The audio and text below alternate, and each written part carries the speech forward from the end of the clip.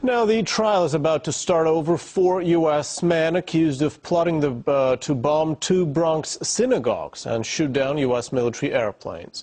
The men face 8 charges, including conspiracy to use weapons of mass destruction and to acquire and use anti-aircraft missiles. We can now cross live to our Washington, D.C. studio, where Priya Sridhar is with the investigative journalist Webster Tarpley. Now, Priya, looks like these 4 men are facing accusations on many fronts. That's right, and I'm joined by investigative journalist Webster Tarpley right now, and he has some of his own theories about what's really going on with this case. Webster, thanks so much for joining me. Thank you. So first of all, tell me what's going on here. What's behind this whole story? This is another production from a long-standing FBI theater of the absurd. It's a circus. It's something that we've seen again and again. They are reaching the bottom of the barrel in terms of the available patsy pool, so it's getting hard to have that willing suspension of disbelief. These are now the 4 Bronx bombers.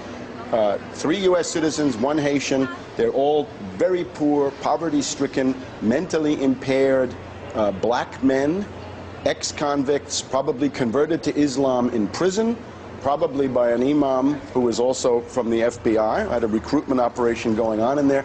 They're accused of wanting to bomb cars at a Jewish synagogue in Riverdale, which is part of the Bronx in New York City. Also trying to shoot down airplanes at a U.S. Air National Guard base in Newburgh, New York. In each case, C4 plastic explosive provided by the FBI that wouldn't work, and Stinger missiles, SAMs, that were provided by the FBI that also wouldn't work. And so why would the FBI do this? What were they thinking? Well, the goal is Pakistan, right? Ever since the Obama West Point speech, we can see that the U.S. is massively targeting Pakistan in every way.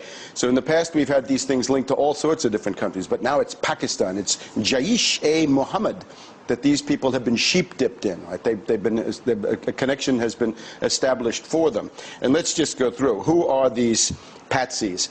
James Cromity, described as a wannabe terrorist of limited capacity and limited means. Laguerre Payen, I guess he's the Haitian. This is, according to his own lawyer, mentally challenged, taking medicine for schizophrenia, a low borderline IQ, in other words, a moron. Right. Of the other 2, one is a purse snatcher, one of them was stupefied on marijuana the day of the big attack. And so how could, targeting cars outside of a synagogue, tell me the connection between that and Pakistan? Well, because you're going to whip up tremendous hysteria, Islamophobia, but not the Bush-style Islamophobia against Iran or Iraq or whatever that was, but now it's got to be directed against Pakistan, and that's the connection that they've created. The way they did this was the FBI provocateur involved is a guy called Maqsood. His real name, I think, Shahid Hussein, variously described as fishy and creepy. So he comes on the scene. These poor guys have just been released from prison. They're destitute. He comes on the scene with money, jobs, cell phones, computers, rent money, money to buy dinner, and he tells the principal, Patsy Cromity, brother, whatever you need, you're going to get from me. So it's really an open and shut case. According to the Associated Press, these people are amateurs.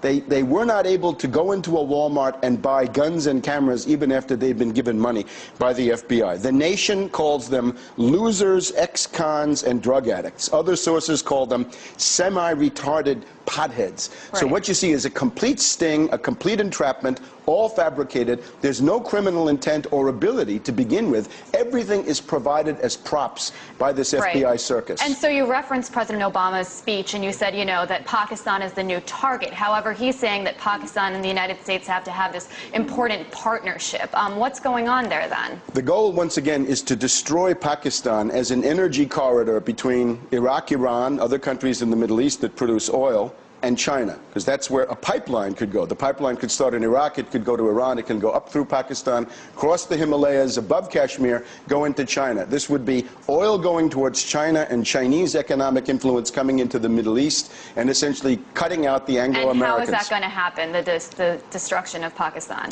The idea is to provoke a civil war. In other words, take the existing civil war inside Afghanistan and massively export it. The U.S. would possibly consider a direct attack on Pakistan, but they can't, because Pakistan is too big and it has nuclear weapons. So there's nuclear deterrence. The only way to do it is to take the Pashtun population in Afghanistan and Pakistan, rile them up into an independence movement, do the same thing with the people in Baluchistan, and with that you've carved Afghanistan, you've broken Pakistan into 4 pieces or 3, and you've even started to carve Iran, because those Baluchis are a peripheral group of the Iranians. So maybe that is these why this 4 is timely. men were kind of pawns. What's going to happen to them now? Well, they're going to be given a show trial, and this will coincide with the Khalid Sheikh Mohammed in this atmosphere now of war hysteria that Obama is trying to create against Pakistan. So the chances, I think, of a fair trial for them are about nothing. And again, this is all an insult to your intelligence. Nobody in his right mind could take these theories seriously.